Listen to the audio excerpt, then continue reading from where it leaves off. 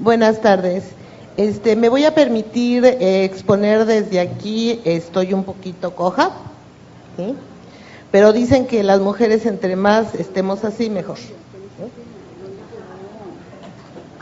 Y sin comentarios.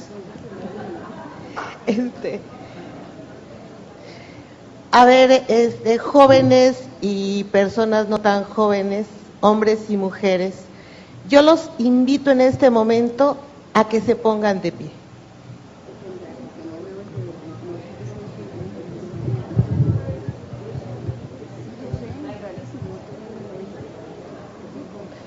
Quiero decirles que después de escuchar a mis compañeros con esas exposiciones tan maravillosas que han hecho, tengo un nudo en la garganta, el decir lo que hacemos los seres humanos con los seres humanos. Y quiero que guardemos un minuto de silencio por todas aquellas víctimas, ¿sí? Víctimas de la violencia, de los conflictos. Todos aquellos jóvenes, niños, adultos, que fueron hijos, que fueron madres, que fueron esposas, que fueron amantes, que fueron seres humanos maravillosos. ¿Sí? Guardemos entonces un minuto de silencio por todos esos muertos.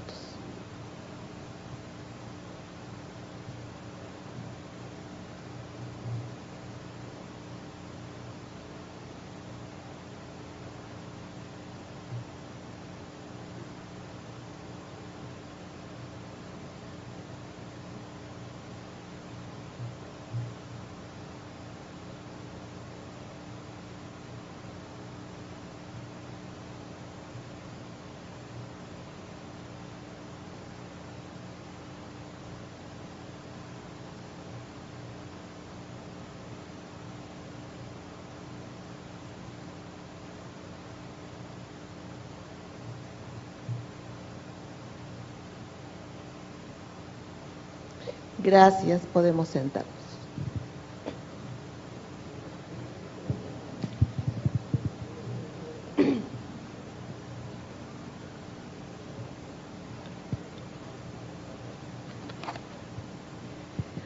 Antes de empezar con mi plática, quiero compartirles una pequeña plática que tuvimos a la hora del almuerzo. Una de las compañeras estaba hablando del amor, pero con una pasión enorme que llamó mi atención. Y decía que el amor hace sujetos felices. Y cuando no hay amor, somos sujetos infelices, frustrados. Y entonces, esto lo recupero en este sentido. ¿Qué está pasando en nuestro mundo? ¿Qué está pasando en nuestro mundo donde la violencia está siendo cada vez más fuerte en todos los ámbitos? Decía Michel Foucault, en donde quiera que haya más de un ser humano, va a haber una lucha de poder. Y nosotros podemos decir, en donde quiera que haya más de un ser humano, puede darse la violencia. ¿Sí? La esperanza está en esa posibilidad de darse la violencia. Sin embargo, el desencanto está en que donde hay más de dos seres humanos, hay violencia. ¿Sí? Cada uno desde nuestra trinchera, la compañera anterior de Colombia, desde la trinchera de ser psicóloga, el compañero anterior de ser de ciencias políticas y sociales, el otro desde su ámbito, el maestro, el primer maestro, ¿sí? Alejandro desde su propia formación. Nos preocupamos qué está pasando en este mundo, ¿sí? Un mundo donde, si nos damos cuenta, todas las pláticas, ¿sí?, nos dicen una realidad, nos presentan una realidad de diferentes países. Venezuela. Cuando yo oigo todo lo que pasa en Venezuela, me sorprendo. Y hay muchas cosas que comparte Venezuela con México, con Colombia, pero cada uno tiene ciertas especificidades que lo hace diferente, ¿sí? En este sentido, también yo desde mi punto de vista, como pedagoga, ¿sí?, como educadora, vengo a hablar de esta temática, la violencia en la escuela, una visión desde el contexto de México. ¿Sí? Y decía yo anteriormente, donde quiera que haya más de 2 seres humanos hay violencia. Y la violencia no la encontramos únicamente en la escuela. ¿Sí? Yo recuerdo, una semana antes de venir aquí, subo en el metro a las 7 de la mañana, cuando el metro está así. La gente entra al metro no nada más por las puertas en México, sino también por las ventanas. ¿Sí? Siente uno que lo van a hacer así como un embutido. Pero me llamó mucho la atención que iba yo saliendo y no salí, me aventaron, me sacaron. ¿Sí? Pero una señora aprovechó y me dio un puñetazo en la espalda. Apenas si pude respirar, no podía respirar y volteo y la miro, como preguntándole, ¿por qué? ¿Por qué me golpeas? ¿No? Y la respuesta, cuando yo pude preguntarle por qué, la respuesta fue, pendeja, me aventaste. Yo dije, perdón, yo no te aventé, me aventaron. Y en ese momento se cierra la puerta del metro. ¿Sí? Y entonces dices, la violencia en todos lados. Venía yo caminando y venía una pareja platicando y le decía el hombre a la mujer, no seas tontita, corazón, tú no sabes escoger esto, déjame que yo lo escoja. Yo dije, ¿qué? Sí, mi vida. Ay, es que eres una tontita. ¿Es violencia? Estoy lastimando al otro, lo estoy hiriendo, lo estoy dañando. Y hay lenguaje tan común entre nosotros que también denotan violencia. ¿Sí? Cuando le decimos a nuestra pareja, arréglate porque te voy a sacar al cine. Y uno le puede decir, sí, corazón, ponme el collar, la cadena y me sacas. Mi esposo me sacó al cine, saqué a los niños al parque. ¿Sí? Y desde ese sentido, esa vida común, desde esa vida cotidiana, nuestro lenguaje también denota violencia. Violencia con el otro. ¿Sí? Te voy a demostrar que te saco a orear. ¿No? Y entonces nosotros de repente nos ponemos a pensar, soy pedagoga, estoy formando pedagogos. Y los pedagogos, directamente muchos de ellos, van a insertarse en educación básica como maestros. ¿Y qué pasa con esto de la violencia?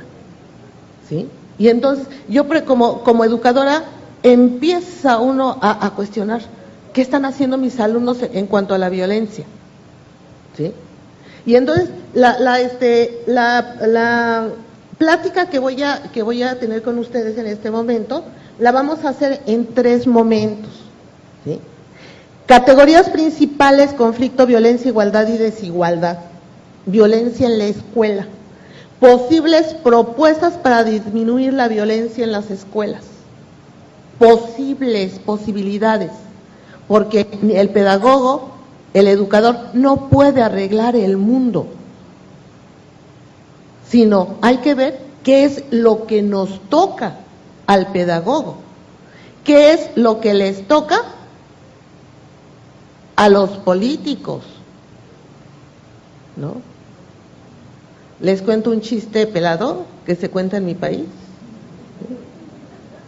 Dicen que va a haber una manifestación de prostitutas en el centro histórico, porque quieren postular a una de ellas para presidenta de la República. ¿Y saben por qué? Porque en la historia de México sus hijos no han cumplido con lo que han prometido.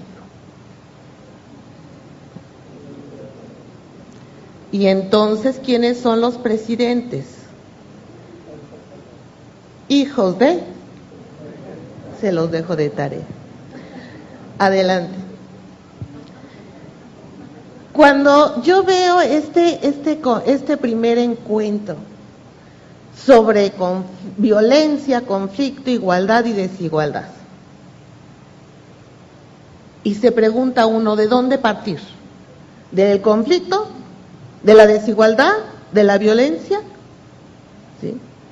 Y encontramos tres elementos, tres categorías que van de la mano: el conflicto, la violencia y la desigualdad.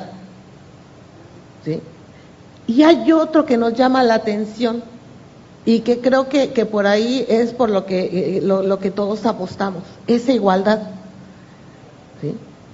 Pero la igualdad se convierte en ese deber ser que todos quisiéramos, ¿sí? Que todos buscamos, por la cual todos luchamos, pero que pocos la logramos. ¿Sí? Y en lo que hemos escuchado de lo que pasa en Venezuela, en Colombia y en México, ¿sí? Son muy pocos los que han logrado esa igualdad, pero que todos o muchos buscamos esa igualdad. Igualdad de género, ¿sí? Igualdad en cuanto a los derechos de pueblos indígenas con pueblos mestizos, igualdad en todos los sentidos. ¿Sí? ¿En qué corazón? Mi vida, por favor, mejor invítame al cine, pero no me saques al cine. Y entonces decimos la igualdad como algo que perseguimos, como una utopía, ¿sí? Pero una utopía que tiene posibilidades de ser realizada, ¿no? Y entonces, ¿sí? Si nosotros hablamos de conflicto, hay 1000 autores que nos van a decir que es un conflicto. ¿Sí? Teóricamente recuperé a tres autores, y no tanto autores, sino la primera es una definición que da la unidad de apoyo a la transversalidad en Chile. Una unidad de apoyo a la transversalidad que está trabajando sobre los planes y programas de estudio en los cuales tratan de meter lo que es educación para la paz, ¿sí? Transversalmente. ¿Sí? Y entonces nos dice, el conflicto es una situación en la que dos o más personas entran en oposición o desacuerdo de intereses y oposiciones incompatibles, donde las emociones y sentimientos juegan un rol importante. Y si vemos la segunda de Hernández, enfrentamiento de ideas, opiniones, intereses, creencias, etcétera, etcétera, etcétera, hay un enfrentamiento. Y el tercero, oposición o desacuerdo entre personas, instituciones, grupos sociales, países, etcétera, etcétera, que se generan cuando sus posiciones, intereses, necesidades, deseos o valores son incompatibles, en donde la relación entre las partes en conflicto pueden salir fortalecidas o deterioradas, en función, fíjense, aquí está algo bien importante, en función de cómo sea el proceso de resolución de un conflicto. ¿Cómo puedo resolver el conflicto? ¿Sí?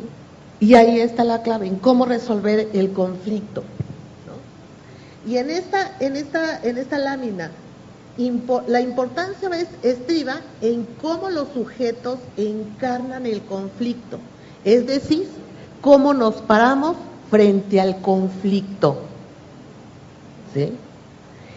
En México, ustedes han de saber que uno de los problemas más fuertes que tenemos en este momento, ¿sí?, es el narcotráfico. El narcotráfico en colusión con el gobierno, la corrupción total. Y todo esto genera violencia. Y la violencia como un cáncer ¿sí? Que va taladrando todas las instituciones, ¿sí? En todas las entrañas está la violencia, ¿sí?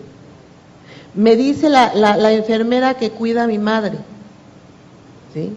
Me dice, mi hijo tenía 21 años, se fue como maestro rural a darles clase a la montaña de Guerrero a los niños que no tienen posibilidad de ir a la escuela y que no les mandan un maestro.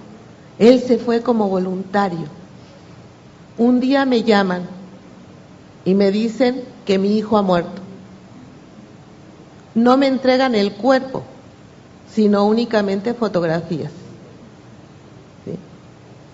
La violencia que raya en lo extremo. Le sacaron los ojos, la piel se la arrancaron, ¿no? Y entonces decimos, vean cómo la violencia, ¿sí?, va tejiendo sus tentáculos y hay 1000 formas de ejercer la violencia, ¿sí? La violencia disfrazada de amor, de dulzura, ¿sí? Corazón, no seas estúpido. Mi vida, pero qué inútil eres, ¿no? Hasta decirle al niño, pero ¿qué tienes en la cabeza? Luisito, es que no entiendes nada. No vuelvas a levantar tu manita, corazón, ¿sí? Al universitario. No, tú por favor, espérate. ¿Sí? Siempre que hablas, la riegas. Y entonces decimos, ¿qué pasa? El alumno que le pregunta al maestro, ¿sí?, ¿me puede explicar el término, digamos, epistemología? Y el maestro que le contesta, a ver, compañera, explíquele al compañero qué debemos entender por epistemología. ¿Qué pasa? ¿No sabe? A ver, compañero, usted, explíqueles a sus compañeros. Me sorprende que no lo sepan, eso lo debieron saber desde el año pasado, ¿sí? ¿Y saben qué? Mañana tengo examen con ustedes sobre qué es epistemología y cómo se aplica, ¿no? Deben de ponerse a estudiar. El conocimiento no se adquiere por ósmosis, se adquiere estudiando. ¿Y saben qué? Mañana tienen un examen y el examen es para reprobarlos, ¿no?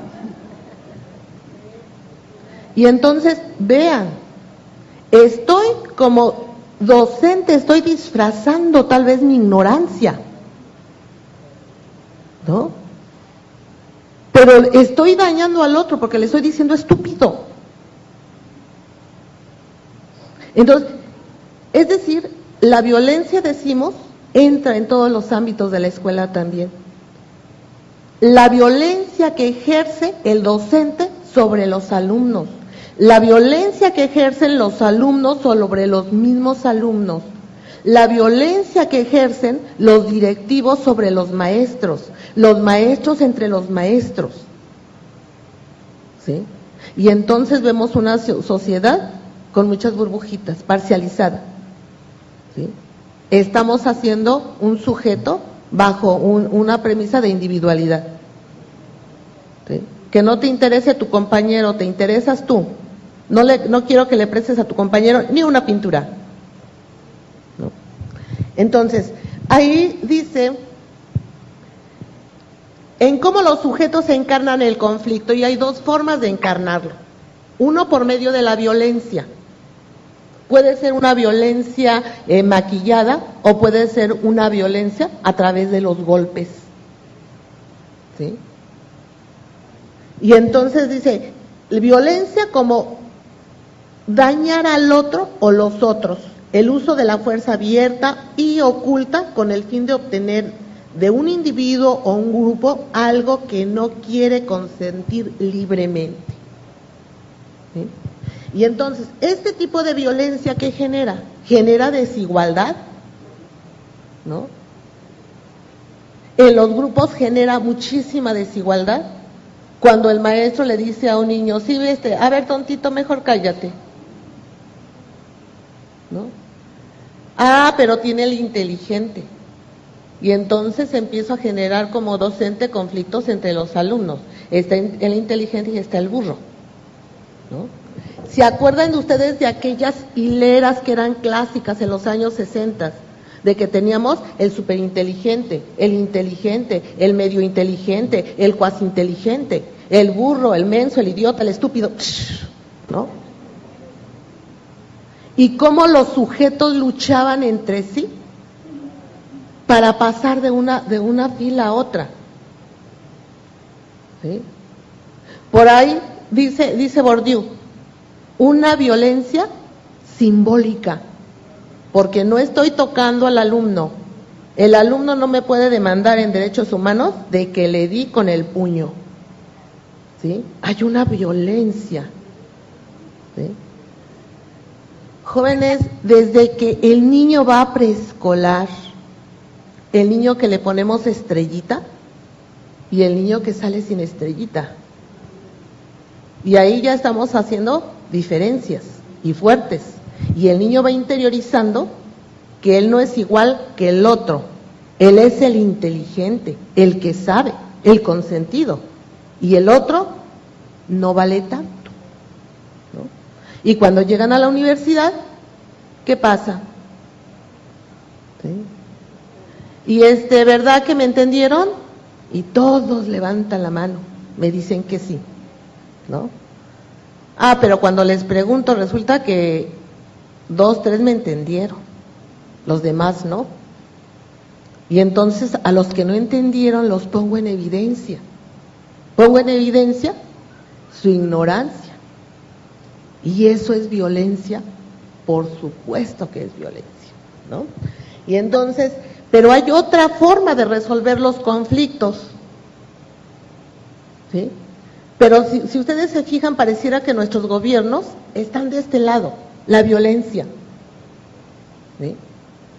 En 1910, en México se acaba la dictadura de uno de los presidentes más desgraciados de la historia de México, Porfirio Díaz, ¿sí? Que había una huelga, que había otra huelga por allá.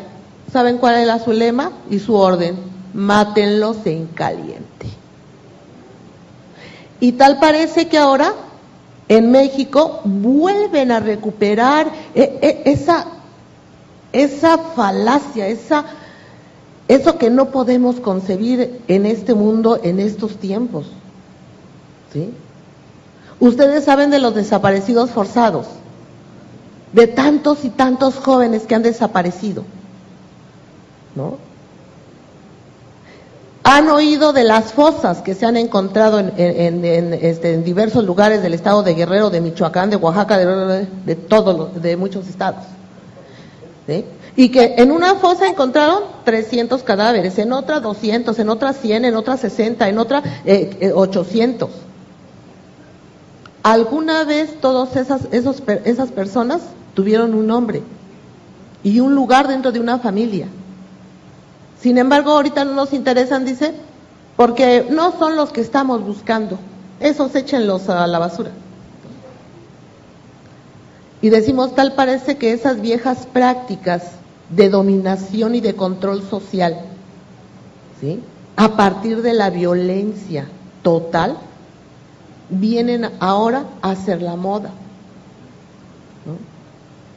Y presidentes como Peña Nieto y como la esposa llamada la gaviota, ¿no?, que por ahí le dicen, no es gaviota, es zorrita, ¿no?, es sorry, ¿no? Pero es más importante para estos sujetos ir a Francia o codearse con los reyes de España y que vean que traen la última moda de París, un vestido que cuesta más de $10,000. Y dices, con un vestido de $10,000 puedo hacer un programa de prevención de la violencia en las escuelas, ¿no? Pero eso qué importa, ¿no? Entonces, la otra forma de resolver un conflicto es a través del diálogo, de la negociación, del entendimiento, de la disposición en que las partes salgan lo menos dañadas posibles, ¿sí? Y eso va a fortalecer a las partes.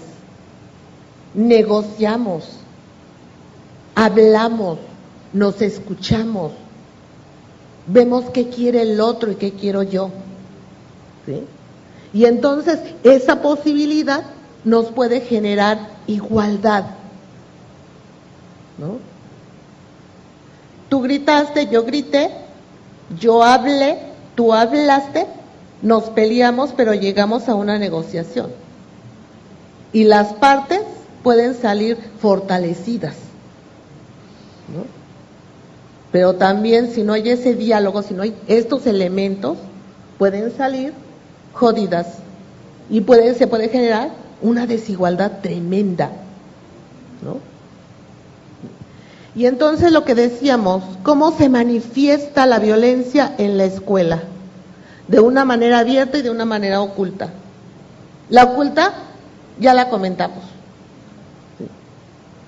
Juanito corazón, pero si no sabes, ¿por qué vienes a la escuela? ¿Por qué pierdes el tiempo sentadito ahí? ¿Sí? Mejor ponte a trabajar, ya tienes edad para trabajar. ¿Sí? Una violencia disfrazada. A ver, señorita, usted sabe que acaba de entrar a trabajar, ¿sí? Yo le suplico que pida su renuncia porque está embarazada. Señorita, aquí pedimos empleadas de la talla 5 y usted está gorda. Váyase a adelgazar, ¿sí? ¿Y por qué tanta violencia? Porque los uniformes entre más pequeños cuestan menos tela.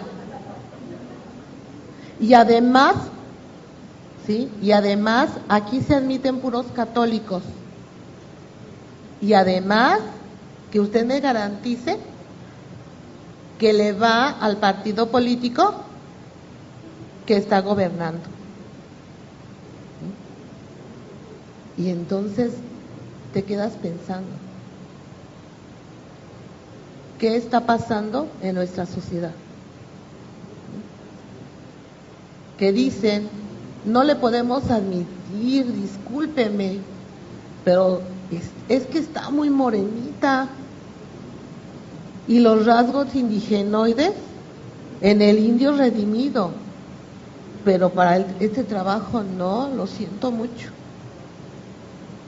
Formas de violencia que nos encontramos a diario, ¿sí? Y luego la forma abierta que se genera en la escuela, ¿sí? Todos sabemos que llevamos en la escuela un currículum, planes y programas de estudio, y parece ser que en los planes y programas de estudio, ¿sí?, nos vale gorro lo que dicen los teóricos como Piaget, como Vygotsky, como Bandura, ¿sí?, que los niños, los sujetos pasan por ciertos periodos de desarrollo, ¿no? Pero dicen en la escuela todos deben de aprender lo mismo, al mismo ritmo y responder a lo mismo y casi dar las mismas respuestas. Y si no, entonces los clasificamos. Les ponemos una letra escarlata. ¿Sí se acuerdan de la película, La letra escarlata? Y si no se acuerdan, véanla. Una película muy interesante, ¿no? Entonces, ya vimos esas formas de violencia abierta y oculta.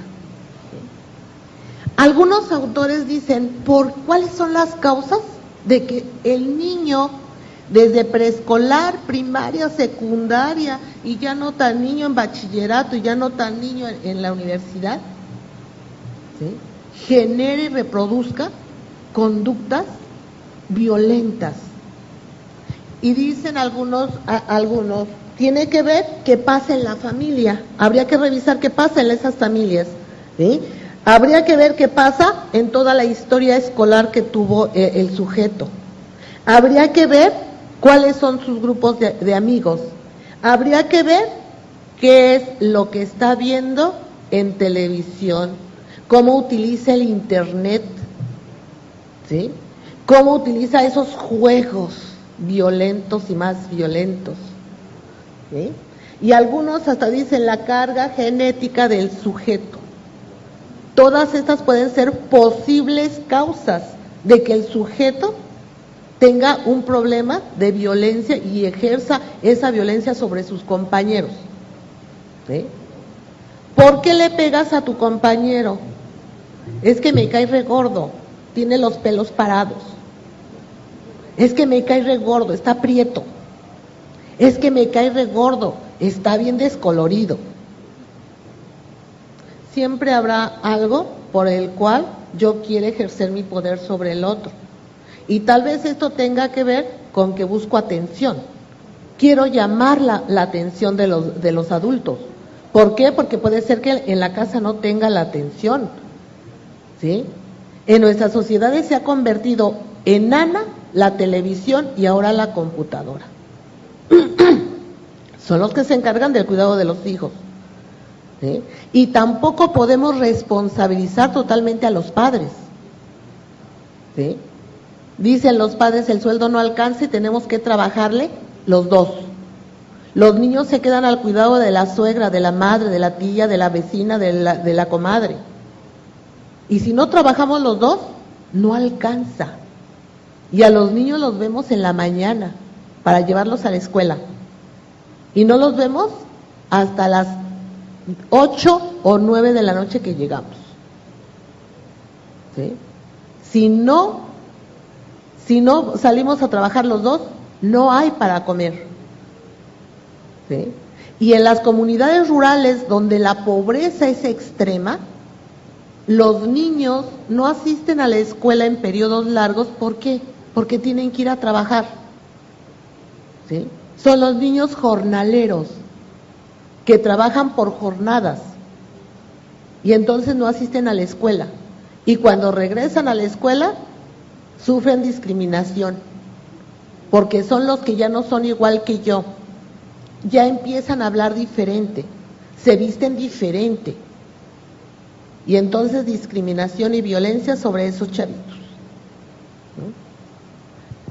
Entonces decimos, ahora, no hay que pensar que por ser una familia que tiene nada más padre o nada más la madre o los abuelos están a cargo de los chicos, ¿sí?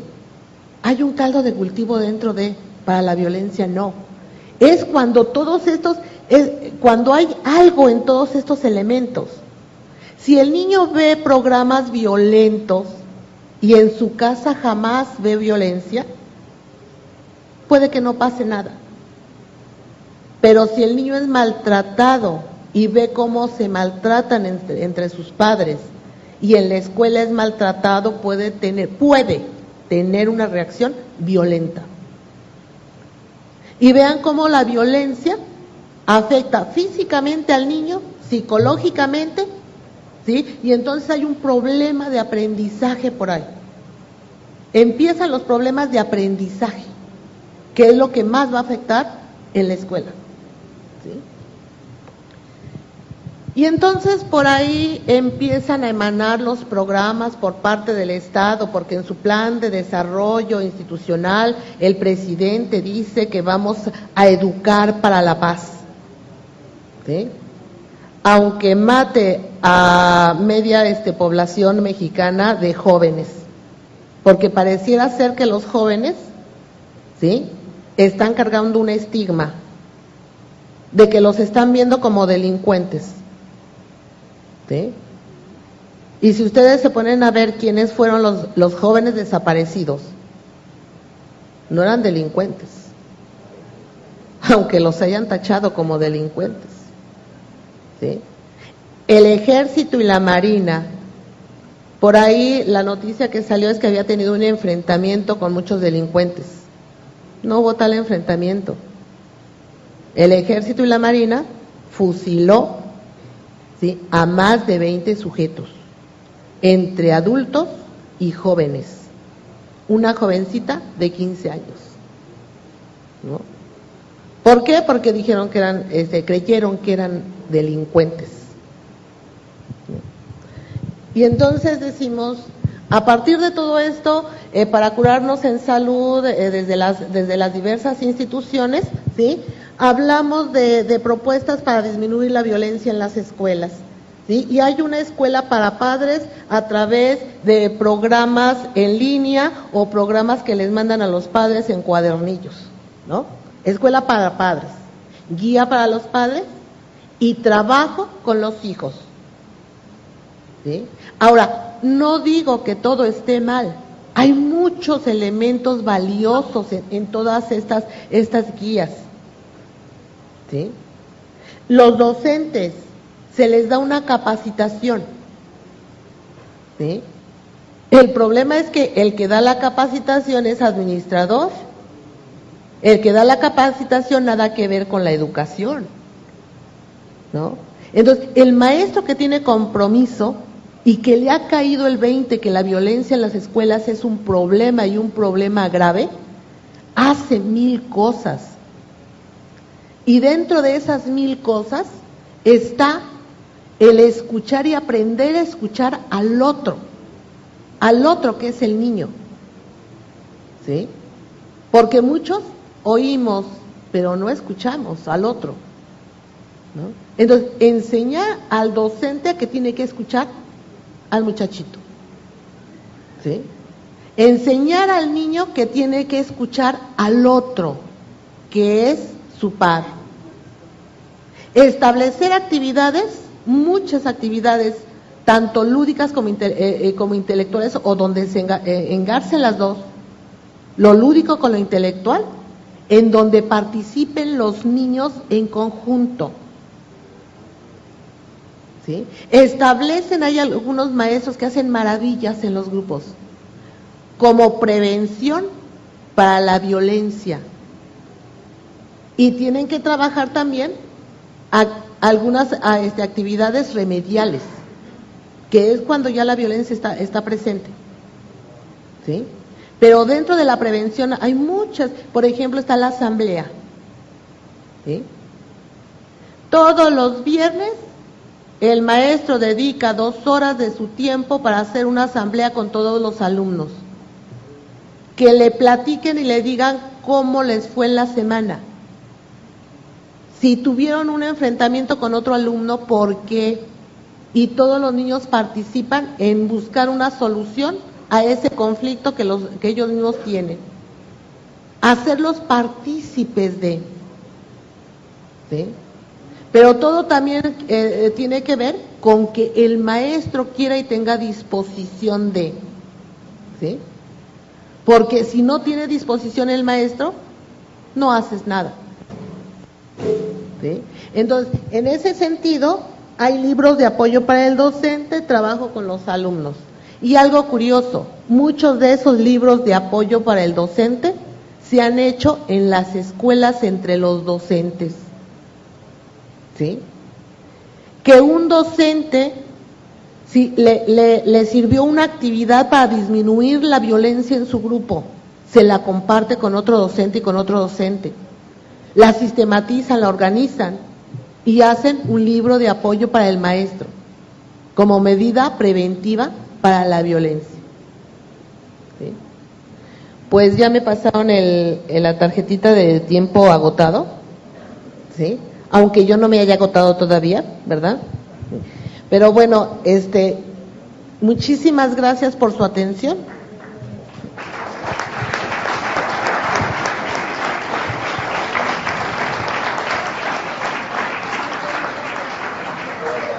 Pero además de darle las gracias por la atención, yo quisiera darle las gracias a la doctora Minerlines, a todo el equipo organizador de este evento y a todos ustedes por estar aquí y por invitarme a estar aquí. Gracias.